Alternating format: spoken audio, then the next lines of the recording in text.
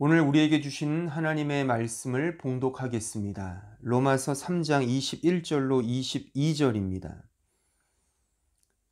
이제는 율법 외에 하나님의 한 의가 나타났으니 율법과 선지자들에게 증거를 받은 것이라.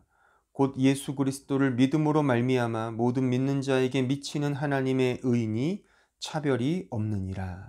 아멘.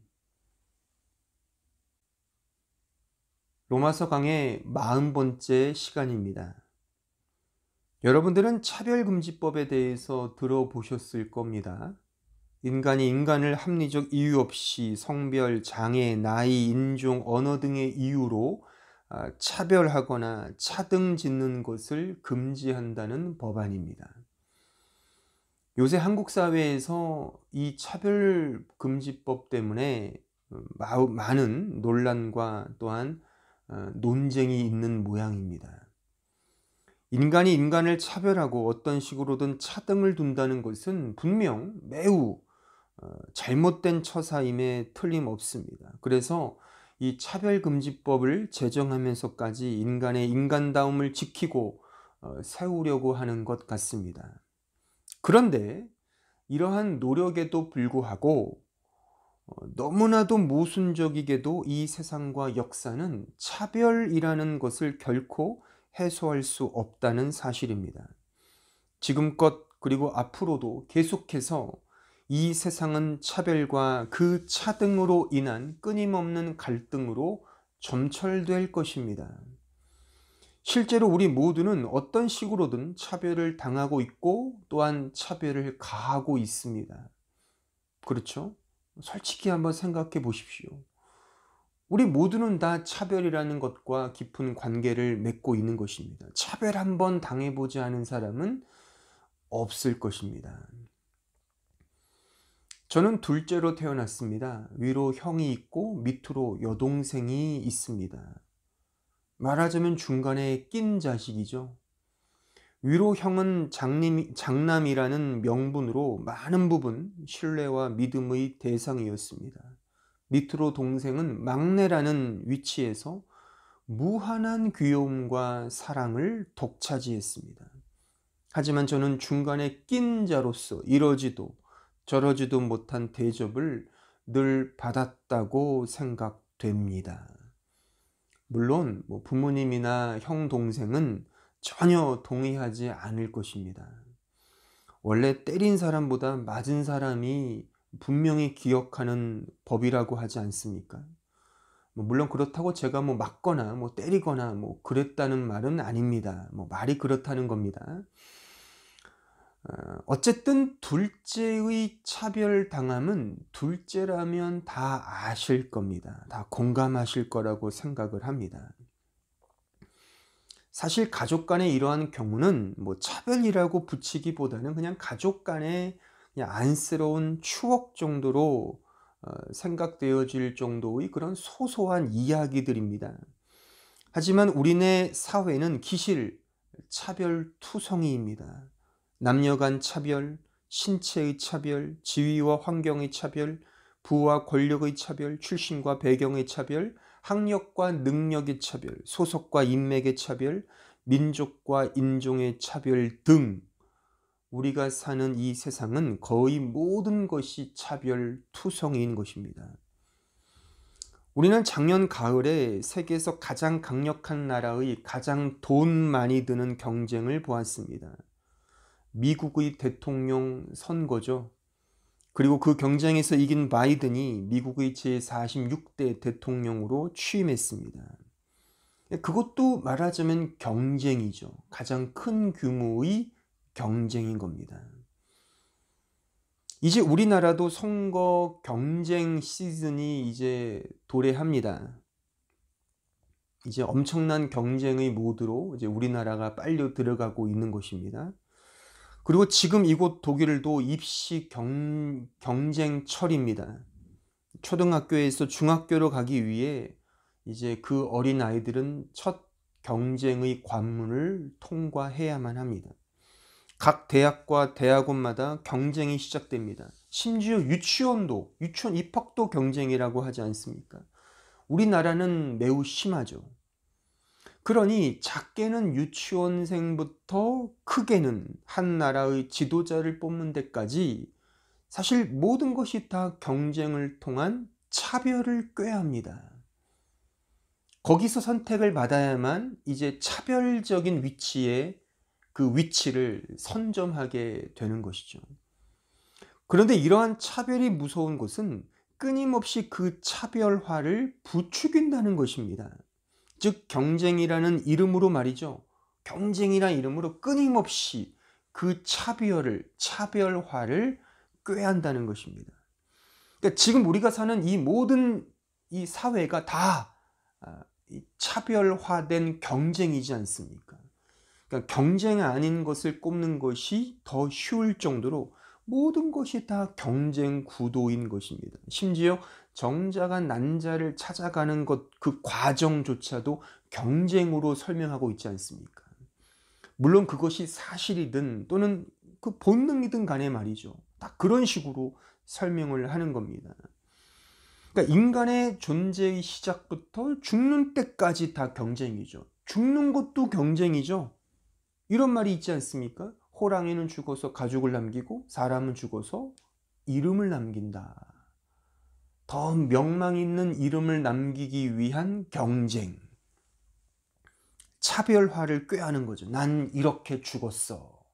그런 엄청난 차별화를 꾀하기 위해서 다 경쟁 모드로 나아가는 것입니다. 그래서 실제 세상은요, 그 신분의 높음과 낮음에 따라 그 신분의 높고 낮음의 그 사람의 죽음을 차별화로 애도하고 보도하는 것이 사실 정형화된 팩트입니다. 그러니까 유명한 사람의 죽음은 다 보도가 됩니다. 하지만 저 뒷동네 어떤 아무개의 죽음은 아무도 모르는 거죠. 근데 우리는 이 사실을 정형화된 사실로 알고 있죠. 그 누구도 탓하지 않고 누구도 그 보도와 그 애도에 대해서 토를 다는 사람이 없습니다. 그러니까 이 자체는 다 뭐예요? 차별화라는 겁니다. 우리의 사고방식 자체가 다 차별화가 되었다는 의미이기도 한 것이죠.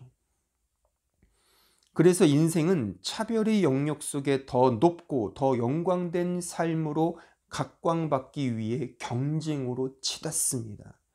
차별과 경쟁이라는 구도는 이 세상이 결국 우열의 세상임을 분명히 암시합니다. 차별은 경쟁을 통해 우등한 자와 열등한 자를 배태하고 양산합니다. 인간은 모두 경쟁을 통해 우등한 자의 위치를 선점하여 차별이라는 축배를 즐기려고 합니다. 그래서 삶의 원동력을 경쟁이라고 보는 경우도 그런 시각도 매우 많습니다. 그리고 실제 어떤 대상을 이렇게 평가하고 또한 이렇게 그 대상이 어떠한지를 보다 쉽고 아주 간단하게 명약관화하게 평가하는 어떤 판단하는 그 기준을 경쟁이라는 기준으로 그렇게 평가하기도 합니다. 그러니까 이 경쟁이라는 것을 그래서 높이는 거죠. 그런데 그렇다면 왜 이러한 차별과 경쟁이 발생할까요? 그 궁극적인 이유는 무엇일까요? 이것의 해답은 인간의 심리적, 사회적, 정치공학적 측면에서 찾을 수 없습니다. 오직 종교적, 즉 성경을 통해서만 그 답을 찾을 수 있습니다. 성경은 그 경쟁과 차별을 죄의 결과라고 말합니다. 히브리어로 죄가 뭐라 그랬습니까? 하타라고 제가 말씀드렸죠. 하타. 풀이하면 뱀이 내 안에 주인 되는 형국. 이것이 죄라는 겁니다. 쉽게 말해서 자신이 왕인 세상. 이것이 죄의 개념인 겁니다. 그러니까 자신이 왕이기에 왕으로서 대접받고 왕으로서 군림을 하고 싶어 하는 겁니다. 반면에 모든 타자는 다 왕인 나를 위해 존재하는 신하, 하인, 종, 노예가 될 뿐이죠. 심지어 하나님마저도 왕인 나의 말하자면 꼬붕에 지나지 않게 되는 겁니다. 이것이 성경이 말하는 죄, 하타하. 그 하타하 때문에 이 세상은 경쟁과 차별로 다 점철되고 있다고 말할 수가 있습니다. 달리 말하면 너는 나와 다르다 이겁니다. 너는 나와 달라야 한다. 나는 왕이다. 너는 신하야. 나는 왕이야. 너는 하인이야. 나는 왕이야. 너는 노예야. 너는 종이야. 내가 부리는 어떤 도구에 불과해. 이런 관계의 설정. 이게 죄란, 이런 사고가 죄라는 거죠. 이런 죄로 인해 이런 사고가 인간의 이 본성을 이제 압도하고 잠식해 버린 겁니다. 그래서 이 세상은 끊임없는 경쟁과 차별을 통해 내 자신의 왕됨을 증명하고 싶은 것이죠. 그래서 이 차별과 경쟁의 굴레를 벗어날 수가 없는 겁니다. 그러니까 하나님마저도 경쟁 상대로 보고 그분이 나의 하수, 나의 꼬붕, 나의 도구라고 삼는 마당에 이 세상에 존재하는 모든 타자와 모든 존재야 오죽하겠습니까? 창세기 3장 12절로 13절을 보십시오. 아담이 이르되 하나님이 주셔서 나와 함께 있게 하신 여자 그가 그 나무 열매를 내게 주므로 내가 먹었나이다. 여호와 하나님이 여자에게 이르시되 내가 어찌하여 이렇게 하였느냐. 여자가 이르되 뱀이 나를 꿰므로 내가 먹었나이다. 그러니까 범죄한 이후의 아담과 이브의 변명입니다. 그 변명의 내용을 잘 보십시오. 이런 거잖아요. 쟤 때문에 그랬어요. 쟤 때문에. 제 이브 때문에 그랬어요 라고 하는 겁니다. 그러니까 하나님이 만들어서 나에게 주신 죄 때문에 그랬어요. 그러니까 결국엔 누구의 잘못을 탓하는 겁니까? 제 탓, 하나님 탓까지 가는 겁니다. 그러니까 교묘하게 남 탓하고 본성적으로 하나님 탓으로 모든 걸 돌리는 겁니다. 나는 잘못 없다는 겁니다. 죄 때문에. 이게 경쟁이고 이것이 차별이지 않습니까? 그러니까 죄는 경쟁과 차별을 조장합니다. 왜냐하면 죄는 인간 자신이 신이 되는 것이기 때문입니다. 하나님이 된 인간이 다른 하나님을 가만 놔두겠습니까? 그렇지 않죠.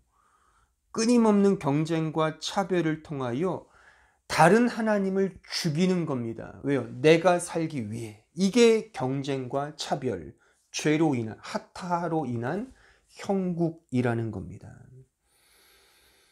이제 이런 설명을 한번 우리 쪽으로 이제 갖고 와서 한번 생각해 보십시다. 우리 쪽으로 이 신앙의 영역으로 가지고 와서 한번 생각을 해보자고요. 믿음 생활과 교회 생활 역시 경쟁입니까? 경쟁입니까? 맞나요? 여러분들이 신앙을 경쟁으로 생각하고 있는지 아닌지를 테스트할 수 있는 그런 진단 키트를 제가 알려드리겠습니다. 제가 지금 설명하는 이 질문에 한번 yes or no를 한번 스스로에게 한번 물어보십시오. 진단 키트입니다. 나는 교회 생활을 하면서 다른 사람과 나를 비교해 본 적 있다. Yes or no? Yes라면 손을 들어 보십시오. 한번 손을 들어 보세요. 직접. 제 눈을 똑바로 보시고 손을 들어 보세요. 저도 지금 손을 들고 있죠. 그러니까 저도 그랬습니다. 또한 그러고 있습니다. 여전히 경쟁 모드, 차별 모드로 가고 있죠. 우리는 언제나 이 신앙생활, 믿음 생활조차도 다른 사람과 비교합니다. 지금 이 영상 안에 지금 이 영상을 보고 있는 모든 분들 가운데 명색이 제가 목사인데 뭐 저보다 믿음 좋은 분 있겠습니까? 그러니까 제가 손을 들었는데 다들 이 경쟁과 차별 구도로 신앙생활을 한 거죠. 그렇죠? 근데 참 재밌게도 지금 이런 설명조차 또 경쟁이죠. 제 딴에는. 그죠? 제가 여러분들을 비교해서 난 여러분들보다 믿음이 좋아라고 이렇게 차별화하고 있지 않습니까? 이 차별적 확증 편향을 지금 제가 보이는 겁니다. 그러니까 얼마나 지금 제 자신도 나는 다르다라고 지금 얘기하는 거지 않습니까? 그러니까 모든 게 다 차별과 경쟁입니다. 이 죄 아래 이 세상은 말이죠. 물론 그렇다고 경쟁 자체가 무조건 나쁘다고는 말할 수 없죠. 그 안에서 흘러나오는 또한 어떤 긍정적인 면도, 긍정적인 요소도 분명히 있습니다. 그러니까 경쟁을 통해서 어떤 성취감과 자신감을 얻을 수도 있고, 어떤 목표 내지는 목적을 이루는 데 있어서 이 경쟁이라는 이 구도가 갖게 하는 어떤 좋은 점도 있을 수 있는 거죠. 그렇죠? 뭐 이를테면 제가 예전에 제 큰애와 둘째 아이에게 밥을 잘 먹이게 하기 위해서 이런 경쟁 구도로 아이들을 이렇게 가르친 적이 있습니다. 즉 빨리 먹는 자에게 사탕을 준다. 뭐 그러면 막 동생은 언니를, 언니는 동생을 이기기 위해서 막 혈안이 돼서 물불 가리지 않고 밥을 막 처먹는 뭐 그런 걸 제가 목도한 적이 있습니다. 그러니까 밥을 잘 먹게 하기 위한 경쟁인 거죠. 지금도 종종 쓰는 수법이기도 합니다. 셋째를 그렇게 아주 그런 수법으로 그렇게 또 경쟁을 살살 제가 그런 구도를 쓰죠.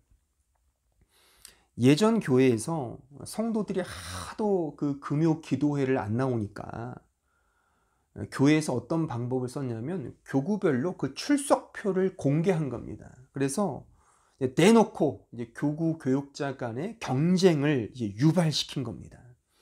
사실 대부분의 교회들이 쓰는 수법이죠. 그러니까 그렇게 막 경쟁 구도로 하면 우리 교구, 니네 교구, 우리 교구 더 많아, 니네 교구 적어, 막 이런 경쟁 구도로 가면 정말 많이 모입니다. 성과가 좋게 나오는 거죠. 심지어 거기다가 상품까지 걸면 이건 뭐 기를 쓰고 충성하고 헌신합니다. 무슨 뭐 핸드폰인지 뭐 티콘이 이런 거 한번 걸어보세요. 그럼 막 달려듭니다. 엄청나게. 그러니까 어떤 목표 달성과 목적 수행을 위해서 좋은 결과를 맺기 위해 이런 경쟁과 시합을 하는 거죠. 그러니까 이걸 좋게 보자면 또 좋은 요소도 분명히 있다는 겁니다. 이 세상적으로 말하면요. 그런데 바로 여기에 우리 이 신앙과 복음에 관한 문제의 근원이 도사리고 있고 숨겨져 있다는 것입니다. 즉 하나님의 복음과 은혜마저도 이런 인간의 경쟁과 성과로 이해한다면 그것이 좋든 간에 좋은 요소를 하더라도 그런 식으로 성과와 목적과 결과를 나타내기 위해 경쟁 구도와 어떤 이런 차별화를 꾀하는 식으로 이 복음과 은혜를 이해하면 그것은 결코 복음이 될 수 없다는 것입니다. 이게 바로 율법주의죠. 율법주의. 그러니까 믿음과 교회 생활이 율법주의가 되면 남는 것은 뭐예요? 오직 인간의 자랑과 인간의 공로만이 남게 됩니다. 거기엔 인간의 영광만이 남지 하나님의 영광은 없게 됩니다. 하나님의 영광이 있다면 그것은 단지 그저 인간의 영광을 거두는 하나의 보조적 장치에 불과하게 된다는 것입니다. 여러분 2018년 그 러시아 월드컵 우승팀이 어디죠? 어느 나라죠? 프랑스죠. 그러니까 아는 사람은 거의 다 압니다. 프랑스가 그 월드컵에서 우승했습니다. 자, 그러면 그 시상식 때 누가 그 트로피를 주었나요? 누가요? FIFA 회장이요? 러시아 대통령이요? 뭐 사실 누가 주었든 관심이 없어요. 누가 준들 이렇게 뭔 상관이겠습니까? 우승은 프랑스인데요. 그렇죠? 그 피겨의 여왕 김연아 선수가 금메달을 딸 때 누가 그 금메달을 그녀의 목에 걸어 주었나요? 그거 아십니까? 알든 모르든 뭔 상관이에요. 아무 상관이 없어요. 관심도 없어요. 중요한 건 뭐예요? 그 피겨의 여왕 김연아가 금메달을 땄다. 그게 핵심이지 않습니까? 그들만이 이 말하자면 스포트라이트를 받는단 말입니다. 예? 그러니까 율법주의로 되면, 복음이 율법주의가 되면 결국 하나님에게는 관심이 없는 거예요. 그냥 하나님은 그 트로피를 주는, 그것도 거두는 정도, 그런 정도의 위치로 전락되게 되는 겁니다. 심지어 있으나 마나 없어도 그만인 거예요. 왜? 내 자랑만이 고스란히 남으면 되니까요. 나머지는 필요가 없게 되는 겁니다. 이런 결과로 나아가게 된다는 것입니다. 그래서 믿음과 신앙생활, 교회 생활은 경쟁일 수 없어요. 경쟁이 되어서는 안 됩니다. 차별이 되어서는 안 됩니다. 그러니까 그 경쟁을 통해 잘한 사람에게 상급을 주고 못한 사람에게 벌을 주는 것이 복음입니까? 그러니까 성경에 나타난 예수의 복음이 상선머락, 인과응보, 사필귀정, 자업자득, 이게 복음입니까? 뿌린 대로 거두는 게 복음의 의미입니까? 그러니까 율법적 복음 이해는 그 복음 자체를 파괴합니다. 그러니까 지금 제가 설명드린 상선벌악, 인과응보, 사필귀정, 자업자득, 뿌린 대로 거둔다는 복음과는 전혀 상관이 없어요. 오히려 복음을 파괴하는 것들입니다. 그래서 율법은 복음이 아닌 거예요. 그래서 율법 외에 하나님의 의가 나타났다. 그 의가 뭐예요? 예수 그리스도. 그 예수 그리스도를 믿는 것이 하나님의 의를 성취하는 것이고, 이 자체가 은혜라는 겁니다. 그 전적으로 하나님의 은혜가 복음의 성격이고 특징이라는 겁니다. 솔라 그라티아. 그러니까 제가 매주 강조하잖아요. 그러니까 이제는 분명히 알아야 돼요. 제 설교를 이제 한두 번, 몇 달 뭐 이렇게 들으시면 복음이 이런 거구나를 이제 분명히 아셔야 돼요. 내가 하는 것이 복음이 아닙니다. 그러니까 그렇다고 하지 말자는 게 아니에요. 그런 의미가 아닙니다. 하지만 복음의 실체는 그거라는 거예요. 전적인 하나님의 은혜라는 겁니다. 우리가 할 수 없기 때문에 하나님이 오신 거잖아요. 이게 복음이라는 겁니다. 그러니까 우리가 로마 3장 21절로 넘어오면서 그러나의 복음으로 시작하여 예수의 복음까지 지난주에 봤죠. 결국 예수였다. 그러니까 예수가 복음이라는 거잖아요. 그러니까 제가 지난 시간에 왜 예수가 복음인지, 모든 성경이 바로 복음은 예수를 설명하는지 이유를 제가 창세기부터 요한계시록까지 쭉 설명을 드린 거예요. 더 많이 구절을 뽑아서 설명드릴 수 있는데 시간 관계상 거기까지 제가 한 겁니다. 근데 이제 오늘 이 본문 22절 넘어와서 말미에 이런 게 있잖아요. 즉 뭐가 있습니까? 차별이 없느니라. 차별이 없느니라. 이 차별이 없냐는 이 표현을 통해서 바로 이 은혜의 이 복음의 성격이 뭔지, 특징이 무엇인지를 우리에게 보다 더 구체적이고 분명하게 설명해 주고 있다는 겁니다. 자, 그런 의미에서 오늘 본문을 다시 한번 읽어보겠습니다. 이제는 율법 외에 하나님의 한 의가 나타났으니 율법과 선지자들에게 증거를 받은 것이라. 곧 예수 그리스도를 믿음으로 말미암아 모든 믿는 자에게 미치는 하나님의 의니 차별이 없느니라. 그러니까 이 말씀은 하나님의 의, 이 디카이오스네 테우, 그 하나님의 의가 예수 그리스도라고 하는 거죠. 그러니까 예수 그리스도의 그 믿음으로 말미암아 하나님의 의가 성취된다는 그런 말씀의 뜻입니다. 그런데 이 하나님의 의의 성취가 차별이 없다는 겁니다. 우리에게 차별이 없다는 겁니다. 그러니까 이게 무슨 말이냐면 하나님의 은혜라고 하는 거죠. 자, 그 다음 구절을 보면 더 분명히 드러납니다. 자, 로마서 3장 23절로 24절을 한번 보십시오. 모든 사람이 죄를 범하였음에 하나님의 영광에 이르지 못하더니 그리스도 예수 안에 있는 속량으로 말미암아 하나님의 은혜로, 거기 밑줄을 쳐보세요. 하나님의 은혜로 값없이 의롭다 하심을 얻은 자 되었느니라. 우리가 이 은혜를 받았는데 하나님의 은혜로 값없이, 차별 없이, 어떤 구분 없이, 차등 없이, 경쟁 없이, 우리의 행함 없이 전적인 하나님의 은혜로 우리에게 주어졌다는 것입니다. 그러니까 복음은 뭐겠어요? 복음은 율법 외에 하나님의 의가 나타났는데 그 의가 뭐예요? 예수 그리스도. 그 예수 그리스도를 믿음을 통하여 그 의가 성취되고, 근데 그 은혜의 성취가 우리 편에서의 어떤 노력이나 우리 편에서의 행위나 어떤 이 율법적인 근거를 가지고 경쟁을 통하여 얻어내는 것이 아니라, 실력이 좋아서 능력이 좋아서 열심히 막 간구해서 얻어내는 것이 아니라 하나님의 값없는 은혜로 주어졌다는 것입니다. 그것을 오늘 본문은 뭐라고 말하냐면 차별이 없느니라 라고 말하고 있단 말입니다. 여기에 차별이란 말로 번역된 이 단어가 디아스톨레입니다. 디아스톨레. 이 단어의 뜻은 차별, 차등, 구별, 다름, 나눔 등을 의미해요.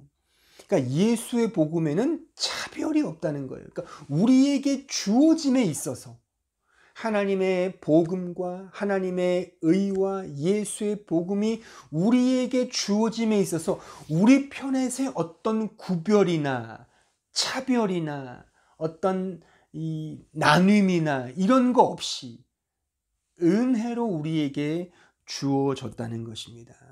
그러니까 예수의 복음에는 결코 차별이 없다. 그래서 차별 없는 복음인 것입니다. 차별 없는 복음. 제가 오늘 설교의 제목을 차별 없는 복음, 오늘 22절을 제가 강의하면서 차별 없는 복음을 좀 더 깊이 나누고 싶어서 이 제목을 정하는 것입니다. 이 차별 없는 복음이란 이 진리를 조금 더 깊이 이해하기 위해 저는 두 가지로 나누어서 한번 좀 설명을 더 드리려고 합니다. 첫 번째, 차별 없는 복음은 복음의 유일성을 의미해요. 그래서 우리에게 차별이 없다는 겁니다. 예수만이 복음의 근거이기 때문에, 예수만이 복음이기 때문에 우리에게 차별이 없다는 겁니다. 다 은혜라고 하는 거죠. 그렇죠? 그러니까 우리가 여기서 오해하는 게 뭐냐면, 이 차별이 없다는 말이 기준이 없다는 말로 이해하는 것이 오해인 것입니다. 그러니까 차별이 없다는 것이 어떤 기준도 없다는 게 아닙니다. 기준이 있죠. 그 기준이 뭡니까? 오늘 본문에 나오죠. 기준이 뭐예요? 바로 예수 그리스도. 그 예수 그리스도를 믿는 것. 이게 유일한 기준이죠. 그러니까 우리에게는 차별이 없는 겁니다. 예수만이 복음이니까. 우리 편에서의 어떤 노력이나 행위나 우리가 이렇게 막 이 땅에서 1등, 2등, 3등 이런 차별이 없는 거예요. 왜요? 복음은 그게 아니라 오직 하나님에게만 있으니까. 오직 하나님에게만, 예수 안에만 있기 때문에 이것이 차별이 없는 유일성, 하나님의 유일성이기 때문에 우리에게는 전적인 은혜이며 차별 없는 복음이 되는 것입니다. 그래서 이 디아스톨레, 이 단어가 쓰일 때 이 신약 성경에 몇 번 나오거든요. 그러니까 이 디아스톨레가 쓰일 때 그 문맥을 보면 지금 이 복음의 유일성의 측면에서 차별이 없음을 언제나 그렇게 신약 성경이 우리에게 가르치고 있습니다. 하나 예를 들면 로마서 10장 11절로 12절에 한번 가보십시오. 성경에 이르되 누구든지 그를 믿는 자는 부끄러움을 당하지 아니하리라 하니 유대인이나 헬라인이나 차별이 없습니다. 여기 차별이 바로 이 디아스톨레, 똑같은 단어입니다. 그러니까 디아스톨레, 차별이 없습니다. 한 분이신 주께서 모든 사람의 주가 되사 그를 부르신 모든 사람에게 부요하시도다. 그러니까 차별이 없는 복음이죠. 그런데 기준은 있어요. 그 기준이 뭡니까? 바로 예수 그리스도께서 부르신 자, 그 부름을 받은 자, 그러니까 그가 부르는 게 기준인 거예요. 내가 이렇게 열심히 해서 이렇게 성취하는 것이 복음이 아니라, 그러니까 복음은 하나님의 은혜로우신 부르심, 그의 선택하심, 그의 강권적인 역사하심이지 인간 편에서의 어떤 노릇이 아니라 말입니다. 그래서 복음의 유일성인 것입니다. 그런 의미에서 이 차별 없는 복음은 복음의 유일성, 오직 예수만이 복음이다라고 하는 이 사실을 아주 분명하게 우리에게 보여주고 있는 것이죠. 그래서 우리에게 자랑이 없는 겁니다. 왜? 우리 근거가 없으니까요. 우리에게 근거가 있으면 우리의 자랑이 생기잖아요. 그게 없단 말입니다. 왜요?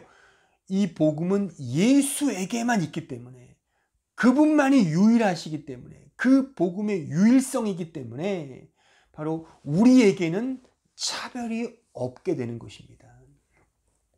또 하나, 두 번째, 이 차별 없는 복음은 말 그대로 복음의 은혜성을 의미하는 거죠. 그러니까 복음은 은혜인 것입니다. 은혜인 것입니다. 이 차별 없는 복음은 복음의 은혜성을 아주 분명히 우리에게 던져주고 있습니다. 인간으로부터 나온 것이 아니라 하나님으로부터 기임된 거기 때문에 전적인 은혜인 것입니다. 전적인 은혜, 전적인 은혜. 그러니까 보세요. 만약 이 복음이라는 것 중에, 그 복음이라는 것 가운데, 그 복음을 얻는 것 가운데, 얻는 그 과정 가운데 인간으로부터 기임되는 어떤 것, 작은 어떤 것이라도 있다면 그건 내 자랑이 되잖아요. 그 복음을 받은, 그 은혜를 받았다는 그 수혜자에게 자랑이 생기면 그거는 복음이 아니라 말입니다. 그 자랑이 생기는 그 즉시 그 안에 경쟁이 생기고 차별이 생기죠. 난 너와 다르다가 생기지 않습니까? 그건 복음이 아니라니까요. 성경은 그런 복음을 말하지 않습니다. 그래서 오직 복음의 유일성, 예수만이 복음이고, 그 복음이 하나님의 은혜로 값없이 우리에게 주어졌다고 말하는 겁니다. 성경에서 말하는 예수의 복음에는 차별과 경쟁이 아닌 오직 은혜와 사랑이 근거한단 말입니다. 하나님이 세상을 이처럼 사랑하사 독생자를 주신 것이지, 우리가 예수여 나에게 오셔서 나를 구원해 주세요라고 간구해서 오신 게 아니라 말입니다. 그리고 예수가 와도 인간이 예수를 죽였잖아요. 인간이 한 게 뭐 있습니까? 죄만 지을 뿐이죠. 그 예수를 죽였을 뿐이지 우리가 무엇을 한 게 있냐 말입니다. 없단 말입니다. 그러니까 자랑이 있다면 그건 은혜가 아니고 복음이 아닙니다. 오히려 세상적 가치 판단에 의하여 세속화된 복음에 지나지 않게 됩니다. 그러니까 율법, 자기의 이런 모든 종교적 행동은 복음에 낄 수가 없는 겁니다. 복음과는 전혀 관계가 없는 것입니다. 물론 제가 높아심에서 부연하지만 이런 종교적 행위, 어떤 윤리적 행위, 도덕적 삶이 전혀 무가치하다, 필요 없다는 게 아니에요. 제가 이미 다 예전에 설명을 드렸어요. 이게 필요 없다는 게 아니에요. 그 모든 것이 다 뭐예요? 결국에 예수께로 가게 하는 몽학 선생이라고 제가 말씀을 드렸잖아요. 그러니까 예수께로 가면 끝이 나는 거예요, 이제. 그리고 예수 안에서 이제 새 생명을 얻은 자로서 그 모든 율법과 그 윤리와 도덕이 새로운 가치를 부여받는 거죠. 예수 안에서요. 근데 예수 안에 있으면 새로운 이제 조명과 조망 속에 내 삶이 바뀌는 겁니다. 그런 가운데 이제 성령의 열매를 맺게 된다고 제가 여러 차례 말씀을 드렸잖아요. 근데 그 모든 것들이 결국 예수께로 가게 하는 거란 말입니다. 그러니까 말하자면 예수께로 가면 다 그건 끝나는 거예요, 이제. 그것의 어떤 용도와 기능과 그것을 통해 내가 얻는 은혜들은 다 끝난 거예요. 예수께로 가게 하면. 그래서 예수께서 십자가상에서 뭐라고 외치시고 선언하셨습니까? It's finish라고 하잖아요. 모든 것은 다 이루었다. 다 끝났다. 율법도 끝났고 성전도 끝났고 우리가 행하는 모든 건 다 끝났어. 예수 안에 다 끝났어. 그러니까 예수 안에 들어오면 되라. 그 복음에 들어오면 되라고 예수께서 강력하게 선언하시는 것입니다. 자, 고린도전서 3장 19절로 23절을 보십시오. 이 세상 지혜는 하나님께 어리석은 것이니 기록된 바 하나님은 지혜 있는 자들로 하여금 자기 꾀에 빠지게 하시는 이라 하였고 또 주께서 지혜 있는 자들의 생각을 헛것으로 아신다 하셨느니라. 그런즉 누구든지 사람을 자랑하지 말라. 만물이 다 너희 것임이라. 바울이나 아볼로나 게바나 세계나 생명이나 사망이나 지금 것이나 장래 것이나 다 너희의 것이요 너희는 그리스도의 것이요 그리스도는 하나님의 것이니라. 그러니까 거기 19절 끝에 보시면 그러니까 지혜 있는 자들로 하여금 자기 꾀에 빠지게 한다는 그런 말씀이 기록되어 있죠. 이게 무슨 의미입니까? 그러니까 오늘 제 설교의 맥락에서 보자면 그러니까 율법적 근거를 가지고 인과율의 법칙에 따라 살아가는 자들을 의미하는 거예요. 그러니까 자기는 지혜롭다고 생각하죠. 지혜로워서 이렇게 열심히 나에게 맡겨진 일을 충성을 다하여 행한다라고 생각하지만 그 자체가 헛된 거라고 지금 이 말씀이 우리에게 가르치고 있는 겁니다. 그러니까 세상은 그것이 지혜롭다고 생각하고 그래서 자화자찬할지 모르지만 그건 자기 꾀에 넘어지는 꼴인 것입니다. 그러므로 신자는 인본주의의 자기 자랑을 거절하고 오직 모든 것의 모든 것 되시는 하나님을 바라보는 것입니다. 지금 읽은 이 말씀 21절에 보시면 누구든지 사람을 자랑하지 말라 만물이 다 너희의 것임이라 라고 되어 있습니다. 자, 재밌는 표현이죠. 그렇죠? 또한 의미 있는 진술입니다. 그러니까 만물이 다 우리 인간의 것이랍니다. 그러면 인간에게 얼마나 자랑할 것이 많겠습니까? 근데 그렇잖아요. 근데 자랑이 없대요, 인간에게. 이게 무슨 의미겠습니까? 인간에게 뭔가를 가지면 뭐 10여 평짜리 자기 집이 생겨도 얼마나 자랑을 합니까? 막 기세등등하여 막 내 집 마련 성공했다고 말을 하잖아요. 그런데 이 만물이 다 우리의 거래요. 내 거래, 내 것이래요. 그럼 얼마나 자랑하겠습니까? 근데 자랑이 없어요. 왜요? 그 모든 것이 그리스도의 것이며 결국 하나님의 것임을 알기 때문에 모든 것이 다 하나님의 것이구나를 알기 때문에 내 자랑이 없는 거예요.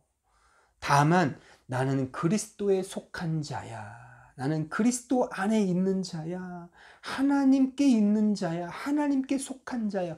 그것이 나의 유일한 자랑이 되는 것입니다.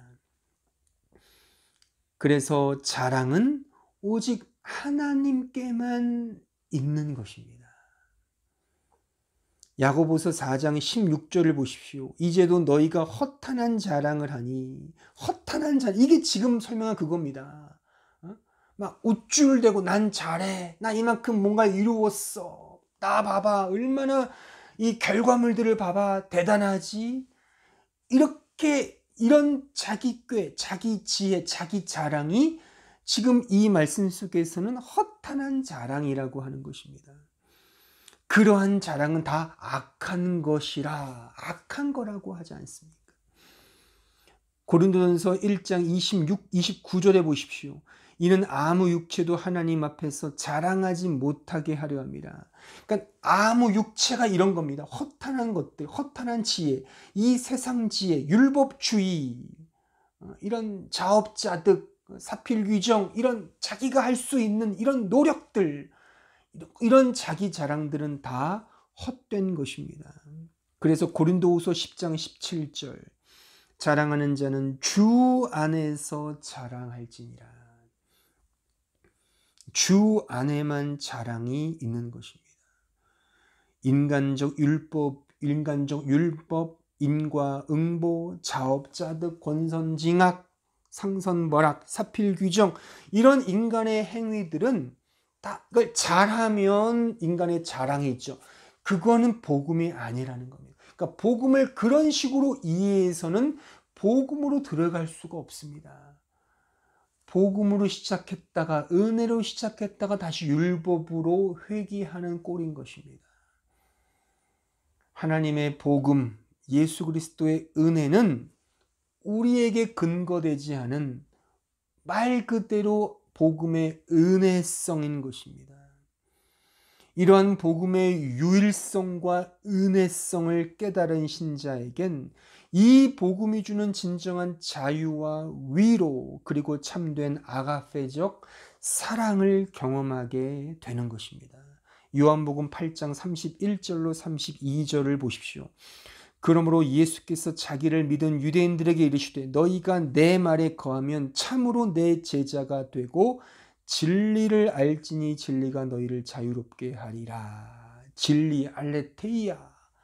이 알레테이아가 뭐라 그랬습니까? 이것이 예수를 말하는 거잖아요. 로고스이신 예수. 그러니까 진리는 예수의 복음을 말하는 거예요. 그러니까 이 진리 안에 있으면 뭐라고요? 진리가 우리를 자유롭게 한대요.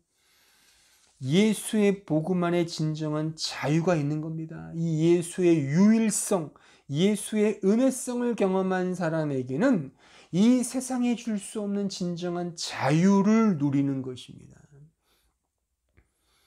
그 유일한 복음, 값없이 베풀어 주시는 그 은혜의 복음만이 우리에게 참된 자유와 위로를 허락해 주시는 겁니다. 또한 요한일서 4장 18절을 보십시오. 사랑 안에 두려움이 없고 온전한 사랑의 두려움을 내쫓나니 두려움에는 형벌이 있음이라. 두려워하는 자는 사랑 안에서 온전히 이루지 못하였느니라. 이 사랑 안에서란 이 사랑 안에는 곧 예수 그리스도 안에를 의미하는 in Christ. 그러니까 in love는 in Christ입니다. 그러니까 사랑 안에 있는 자, 즉 그리스도 예수 안에 있는 자에게는 두려움이 없어요. 두려움이 있다는 것은 나를 근거할 때 두려움이 있죠. 그러니까 내가 잘하면 상을 받을 것에 대해 우쭐하고 자랑이 있지만 내가 못하면 어떻게 되는 거예요? 두려움이 있죠. 하나님의 심판과 하나님의 진노에 대한 두려움이 있죠. 이게 율법을 근거할 때는 늘 이런 형국이란 말입니다. 근데 예수 안에 있으면 복음의 유일하신 그분 안에 있다면 그 은혜가 내 것이 되기에 이제 우리에게는 두려움이 없는 것입니다. 진정한 자유함과 진정한 위로가 이 복음, 유일한 복음, 은혜의 복음 안에 있음을 우리가 알아야 하는 이유가 바로 여기 있는 것입니다. 여러분들은 무엇이 가장 두려우십니까? 무엇을 가장 염려하시고 무서워하십니까? 여러분들을 가장 많이 괴롭히는 대상은 무엇입니까? 그리고 그렇다면 왜 그것들이 두렵고 무서우십니까? 그 이유는 무엇이라고 생각하십니까? 사는 것이 두렵죠. 사는 것이 무섭죠. 그리고 죽음 역시 두렵고 무서운 대상일 겁니다. 그럼 왜 이런 죽음과 사는 것이 두려움과 무서움의 대상일까요? 왜 그럴까요? 이 답을 찾기 위해 지금까지 수천 년 동안 수많은 사람들이, 학자들이, 선인들이, 난다긴다는 사람들이 궁리하고 생각하고 모색하고 고민했습니다. 하지만 분명한 답을 찾거나 그 답을 제시한 사람들은 없었습니다. 뭐 있다고 말하는 어떤 철학자들이나 종교인들이 있을 수 있지만 저는 분명히 말합니다. 엉뚱한 답을 제시한 것입니다. 왜냐하면 문제의 근원이 인간에게 있는데 다른 데서 그런 해답을 찾기 위해 막 애를 썼기 때문에 다 그 고생은 헛된 것이 되고 말았던 것입니다. 가령 비유로 말하자면 모두가 지금 침몰하고 있는 타이타닉호에 타고 있습니다. 지금 배가 침몰하고 있습니다. 그 가운데 왜 이 배는 침몰할까? 라고 궁리해 본들, 그게 그 침몰해 가고 있는 그 실존적 개인의 그 관계와 그 개인과 무슨 관계가 있겠냐는 말입니다. 그게 무슨 가치가 있겠냐는 말입니다. 기껏해야 그 침몰해 가는, 그 침몰하는 그 찰나 동안 지적 호기심, 그 지적 호기심의 만족감을 누리는 것 뿐이지 않을까요? 별로 가치가 없고 의미가 없는 겁니다. 정답을 줄 수 없으니까. 그냥 그 정도로 만족해 하는 것입니다. 이 답을 찾기 위한 유일한 길은 오직 하나님에게밖에는 없습니다. 하나님에게서만 이 답을 찾을 수 있습니다. 예수에게서만 그 답이 있습니다. 왜냐하면 예수만이 우리의 유일한 복음이기 때문입니다. 유앙겔리온, 복음이기 때문에.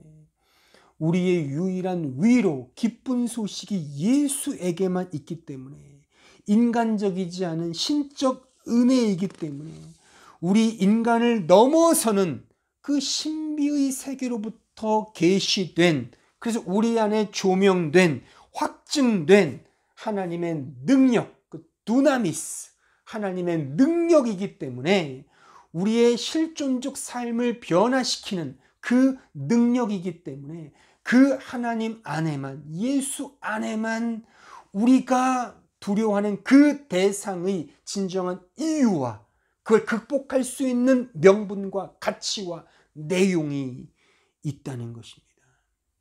인간의 힘과 지혜, 능력, 율법적 행함의 유무를 근거한다면 세상이 주는 두려움과 무서움 안에서 영영 헤어나오지 못할 것입니다. 왜냐하면 죽음의 늪에 빠진 인간이 제 아무리 자기 힘으로 발버둥 친들 그곳으로부터 헤어나오기보다 오히려 그곳으로 더 빨리 잠식되어 가기 때문입니다. 하나님만이 우리의 답입니다. 예수의 복음만이 우리 인생의 그래서 궁극적인 답인 것입니다. 내가 할 수 있다는 율법적 근거가 아닙니다. 그러니까 성경이 말하는 복음이 이것이기 때문에 우리에게 유일한 소망이요 유앙겔리온, 진정한 위로가 아닐런지요. 마틴 로이드 존스 목사님이 이렇게 말했습니다. If the gospel stopped at negative, it would be morality, not the gospel. 그러니까 복음이 만약 네거티브, 즉 율법적 근거, 내가 하고 안 하고 이런 율법적 네거티브의 영역에만 그친다면 그것은 복음이 아니라 모랄리티, 도덕이다라고 분명히 말했습니다. 한번 잘 생각해 보십시오. 우리의 행위에 근거한 것이 복음이라면 그것이 어떻게 우리의 진정한 위로가 될 수 있겠습니까? 한번 생각을 해 보십시오. 그러니까 자업자득이 복음의 가르침이겠습니까? 자업자득 뿌린 대로 거둔다. 착하게 살면 천국 간다가 복음이겠냐고요. 사랑 많이 하고 선행을 많이 쌓으면 복 많이 받는다가 성경이 말하는 은혜의 복음과 관계를 맺는 진리겠냐고요. 그럼 명제겠냐고요. 이것이 성경의 기본 정신이며 가르침이겠냐고요. 여타 종교와 여타 철학이 말하는 정말 착하게 살고 선행을 베풀고 도덕적으로 탁월하게 살면 다 어떤 복을 받고 그런 개념이 성경이 말하는 가르침이고 복음이겠냐고요. 복음이 아닙니다. 그건 성경이 말하는 복음도 아니고 성경이 말하는 진정한 기본적 가르침이 아닙니다. 그러니까 제 설교를 통하여 이 강해를 통하여 정말 분명히 이 사실을 좀 아십시오. 분명히 아십시오. 그러니까 성경이 가르치는 것은 윤리와 도덕이 아니라니까요.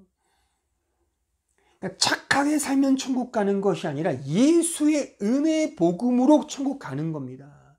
믿음으로 가는 겁니다. 은혜로 가는 겁니다. 나에겐 공로가 없습니다. 제가 이렇게 복음을 전하고 이렇게 외치고 가르치면 이런 복음을 들은 착하게 살았던 사람, 사랑과 선행을 많이 쌓았던 사람들은 매우 불쾌하고 거북해합니다.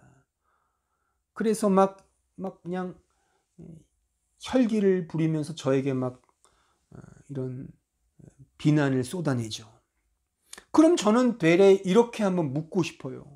그렇게 불쾌하고 거북해하고 못마땅하게 반응하는 그런 반응이 과연 성경이 말하는 복음을 아는 자의 정당한 반응인가?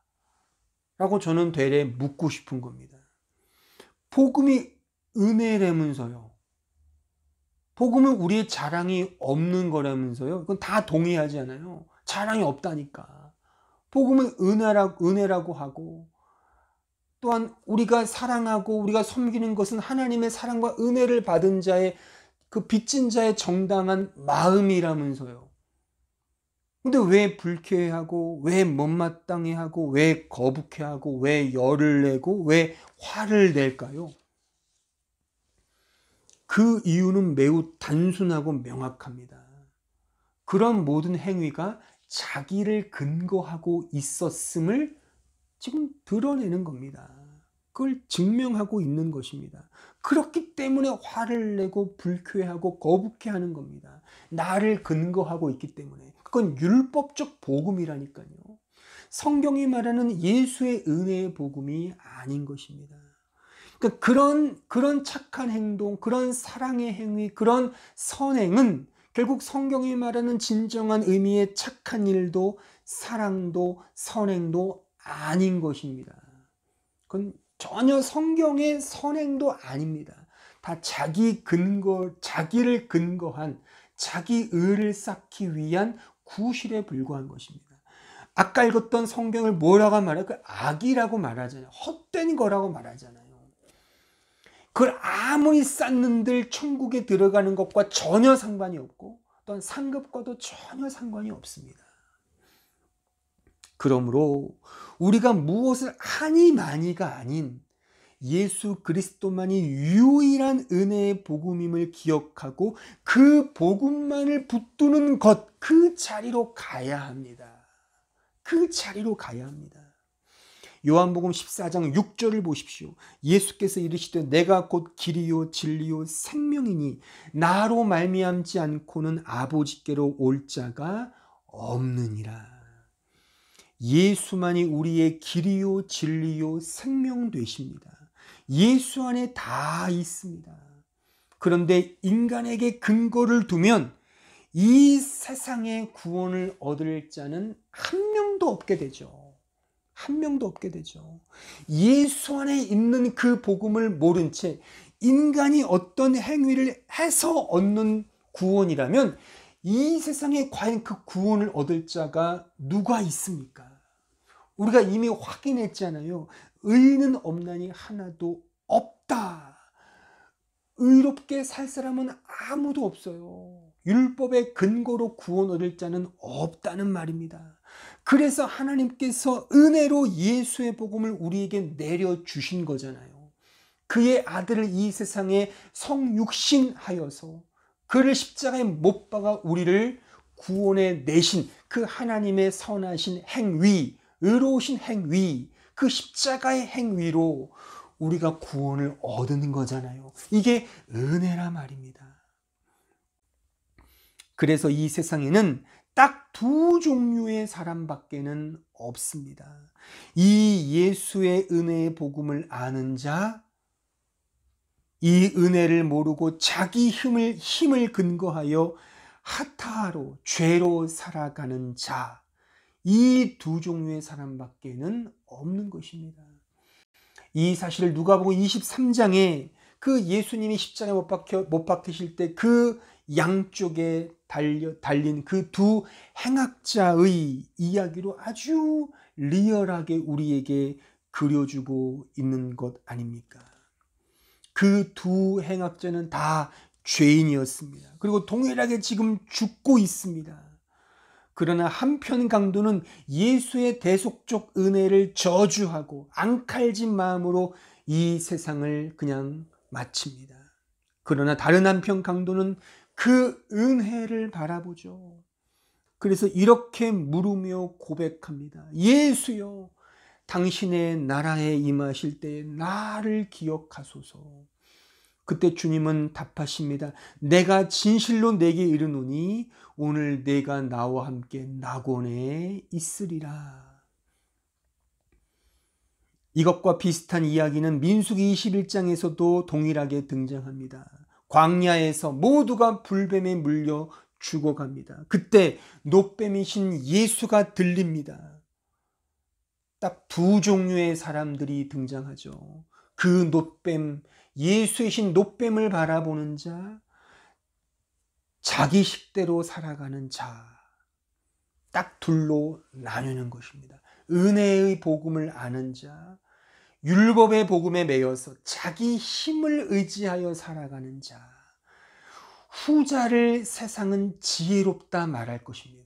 아마 지금 이 제 설교를 들으시는 여러분 가운데에 이 은혜의 복음을 잘 아직 모르는 사람들은 이건 허무맹랑한 복음인 것 같아. 인간성을 전혀 무시한, 인간의 자유의지를 무시한, 인간의 그 선한 행동을 무시한 너무나도 왜곡된, 너무나도 이기적인, 편협된 복음이야 라고 아마 비판하실 수 있을 것입니다. 하지만 잘 생각해 보십시오. 우리가 한들 끝까지 잘할 수 있겠습니까? 율법의 근거라는 것은요, 율법이 100이라면요 99가지를 잘했어도 한 가지를 못하면 꽝이라는 겁니다. 이게 율법에 근거한 죄의 어떤 고발이지 않습니까? 모든 사람이 수많은 죄를 짓는다고 기소되는 게 아니죠. 한 가지 죄, 분명한 죄 한 가지로 기소당하여 형무소에 들어가는 겁니다. 이게 율법의 근거란 말이에요. 근데 그 근거가 하나님 우리에게 주신 유앙겔리온 복음이라고 말할 수 있겠냐는 겁니다. 또 그걸 잘 지킨 자에게 주어지는 공로는 자기 자랑이죠. 자기 보상이죠. 당연히 하나님은 주셔야만 하는 그런 은혜가 아니죠. 그것은 은혜가 아니죠. 그냥 보상일 뿐인 겁니다. 이것이 성경이 말하는 유앙겔리온, 복된 소식이 있냐 말입니다. 말이 안 되잖아요. 그래서 하나님의 전적인 은혜의 복음, 그 유일성의 복음인 것입니다. 근데 단순히 나눠져요. 그 노뱀이신 주님을 바라보는 자, 내 식대로 여전히 내 힘으로 살려고 하는 자. 이런 의미의 복음은 매우 심플합니다. 단순합니다. 복잡하지 않습니다. 은혜냐 율법이냐, 은혜냐 자기 자신을 근거하는 것이냐. 복음은 육적 본성, 이 휴먼 네이처가 아닌 스피리추얼리티, 영적인 것임을 기억해야 돼요. 이 세상적인 것이 아니라 디바인 두나미스, 신적 능력인 것입니다. 그러니까 이것마저도 하나님의 전적인 간섭과 은혜로 되어지는 것이죠. 사랑하는 성도 여러분, 한 가지 분명한 것은 우리에게 진정 필요하고 절실한 것은 바로 이 복음의 은혜라는 사실입니다. 다른 그 무엇도 대체할 수 없습니다. 이 은혜의 복음을 경험해야 합니다. 아무리 행복해도 이 복음이 없다면 그는 가장 불행한 자입니다. 하지만 인생이 루저라고 손가락질 받는 자라 할지라도 이 복음 안에 있는 자는 진정 행복자인 것입니다. 왜냐하면 이 은혜의 복음만이 우리에게 유일한 삶의 목적이요 진리이며 생명이기 때문입니다. 생명이기 때문입니다. 다른 것은 다 모형이고 다른 것은 다 헛개비에 불과한 겁니다. 실체이며 실제는 바로 예수 안에 있는 그 복음, 그 그 은혜의 복음인 것입니다. 그러므로 오직 주님의 은혜만을 구하며 그 은혜의 보좌 앞으로 나아가는 우리 모두가 되기를 진심으로 바랍니다. 다 함께 오늘 말씀을 생각하시면서 통성으로 합심하여 하나님께 기도하겠습니다. 은혜로우신 주님, 저희들을 불쌍히 여기시고 이 은혜의 복음만이 전부입니다. 우리에게 무엇이 필요하겠습니까? 무엇이 우리를 하나님의 구원의 자리로 가게 하겠습니까?